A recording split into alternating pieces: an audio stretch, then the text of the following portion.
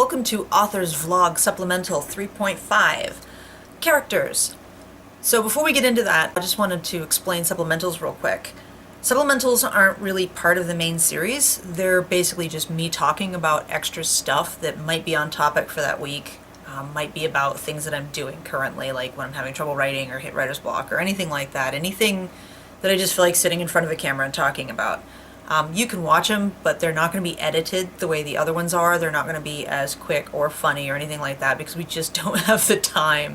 But sometimes I feel like I really need to add extra information in, or maybe I didn't talk enough about how I'm doing things, and I feel like I need to discuss more.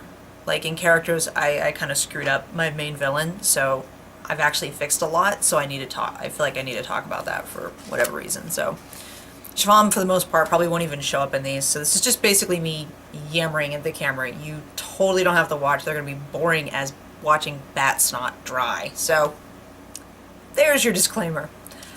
So I did my villain this week, and as you could tell from the last episode, there were a lot of gaps and a lot of things I didn't know. But I've fixed some of that. So my main villain, as you can see, I've done a little bit of work here. My main villain's name now is Alothwin. I went with a Welsh-sounding name because I thought it had a nice, flowy linguistic sound to it. Alothwin. The way it just slides off your tongue, it sounds much more fey. And I didn't want him to have the generic kind of Drachmarian the Vicious or Rothnar the Bad kind of sound to it, because most villain names kind of sound that way, and there's nothing wrong with that sound, but it gives you an idea of who the villain is. It gives you an idea that the villain is very physical, like he's gonna go in and beat people up like Conan the Barbarian type of thing, and I didn't want my main villain to have that kind of feel to his name because that's not who he is. He's more like Jafar type of thing, you know, where he goes in and he's kind of more sneaky and he tries to be underhanded and very, oh, I had this word a minute ago, sly and scheming kind of way to him. So he has a name. He has a name. That's a big one. I'm big on my names. I kind of do research on my names. So I was on lists. I'm like, I want it to be Welsh. So I did that.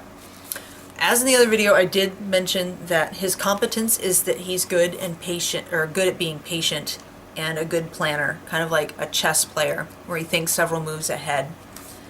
And I realized that if that's how he is, that it doesn't make any sense. Why would he be bothering the twins now? If he were as patient and he's very long-lived, why suddenly would he be after them? Like what would be the catalyst for him doing this? Like, why would he be kidnapping her parents? Why would he be looking for the key? What would be the impetus for that? Why wouldn't he have done that 200 or 300, 400 years ago? Why now? So I realized that was a bad idea, that he should have a better backstory. And I realized that because of how, so originally I had her parents, oh my gosh, the pronouns.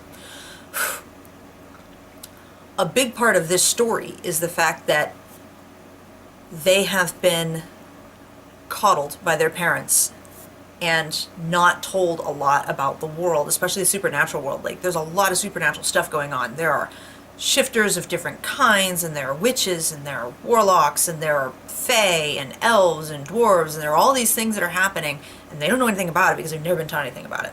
They know about their own abilities. They know how to shift. They know how to do all kinds of things that have to do with just what they can do. They know how to hide what they are. They know not to tell regular people about it. You know, the basics of surviving in the human world as a shifter. But they don't know anything about a supernatural world. They haven't even thought that it really exists, which is kind of funny because they turn into cats. But they don't know because they were purposefully taught that by their parents. And I liked that idea. I liked that juxtaposition of them going in, and the world that they thought existed and the trust that they had in their parents and the love that they have for their father, who has taught them so much, is going to be shaken and rocked by the fact that they learn their parents have been lying to them their whole lives. There's this whole other very dangerous world that they know nothing about. They don't know how to protect themselves from it. And it's now coming right down on their heads. And there's going to be a lot of anger and betrayal that comes with that. and they're hitting that anger and betrayal at the same time as they're trying to save their parents. And it's a fun, emotional journey for them to go through.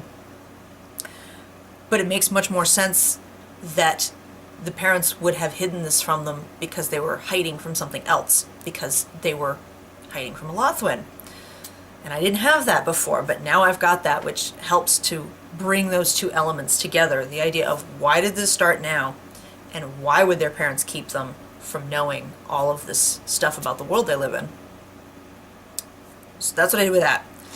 That really kind of shows you how much you can learn about your main villains, or not about the main villains, but how much you learn about your story through just knowing your villains.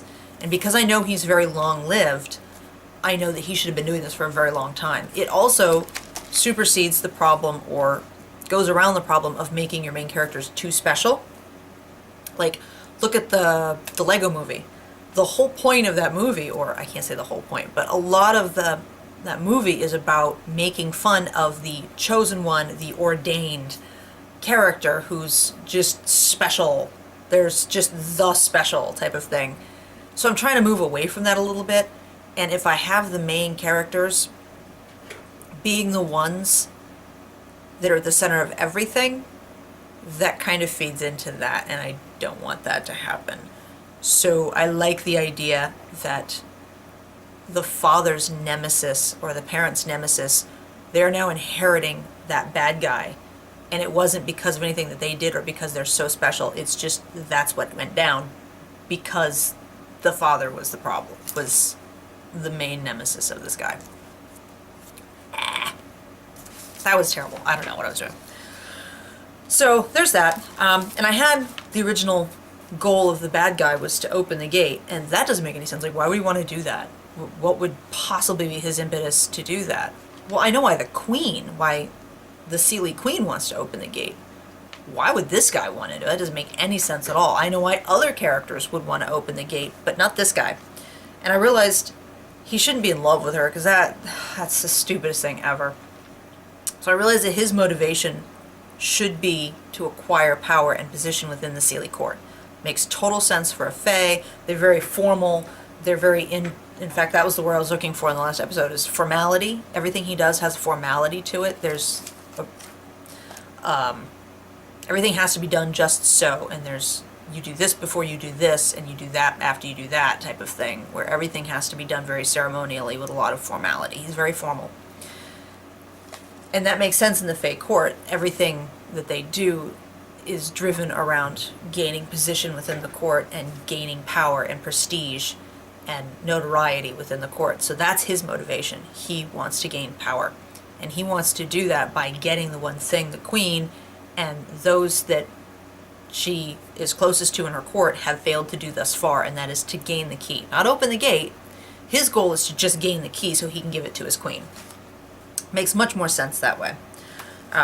His flaws are the same. He's arrogant, and that really feeds into he doesn't really respect Brea, or even he respects her father and mother a little bit because they escaped him for so long, because they stayed out of his clutches for so long, but he doesn't respect Brea and Bella at all, not even a little bit. And he has trouble planning for failure. He's so long-lived that he just thinks he knows everything. He thinks that once he meets somebody and gets their measure, that he knows how they're going to respond to everything. He thinks he knows if they would grow as a person or not, and he doesn't really have a lot of respect for humans or any other race but the Fae. He's going to underestimate them. He's going to underestimate their abilities. He's going to underestimate their ability to adjust to the situation and actually take him on as a real opponent, because Brea doesn't think. She just goes in guns blazing. So at the end, when she actually plans something out and has a plan for what she's going to do and executes it well, he's going to be caught off guard, because it's going to be something he didn't think of. And when things happen that he hadn't thought of and hadn't planned for, he does not know what to do. He's completely shoved back on his heels. He just doesn't know what to do with that, and everything around him falls apart. The only bad part about going through this is that now this changes the outcome. it changes the climax I had a lot. Now I have to try to figure out how to make things that I want to happen in the climax actually happen. So it has its drawbacks doing this. But all in all, it's really good. One note I definitely had here under competence is show. There's a reason for that, because you can have an info dump that somebody says about your character, but it's not very engaging for the reader. If you just have one person say to the other, oh, that guy's really good at planning, but then you never actually see the guy being good at planning, it kind of undercuts the character's competence. This happens a lot in movies where somebody will just say, oh, that guy's great at blah, blah, blah, and you never actually see him doing blah, blah, blah, which is super annoying. And it's much more satisfying for the reader if they figure it out through what the characters are doing. If they learn who the characters are through their actions and through their words and through the choices they make, and come to their own conclusion about who the character is. And a skilled writer can get the reader to understand who the character is by what they have the characters do on the page, without resorting to people just talking about it. Oh, that person's really smart. Really? I've never seen them be smart. They're idiots. This entire movie they've been a complete moron. How are they smart? So you want to undercut that sort of problem by giving a scene that shows that the character is competent. Not just saying they are, but actually showing that they are. And we'll get into show versus tell later. So that was my week. I actually did my homework and I figured it out, and this shook out a lot of really good information for me. So see, I doing my homework too. I'm on board with it. So yeah, I hope you enjoyed that complete blundering ramble of nothingness. We'll see you Sunday when we talk about world building. So keep writing.